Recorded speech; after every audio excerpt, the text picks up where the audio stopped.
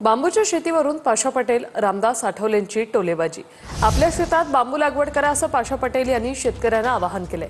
पाशा पटेलांच्या वक्तव्याचा आधार घेत रामदास आठवले यांनी टोलेबाजी केली आहे।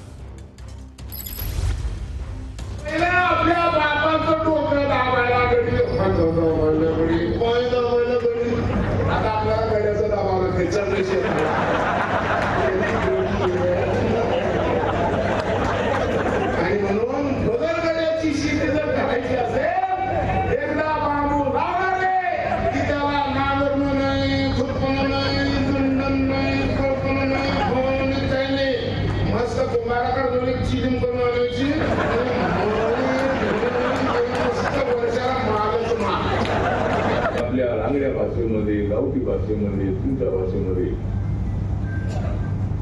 शेतकऱ्यांना त्यांनी सांगितलंय तुम्ही बांबू लावा। तर शेतकरी तर आता शेतामध्ये बांबू लावतो तुम्ही सांगितल्यामुळं,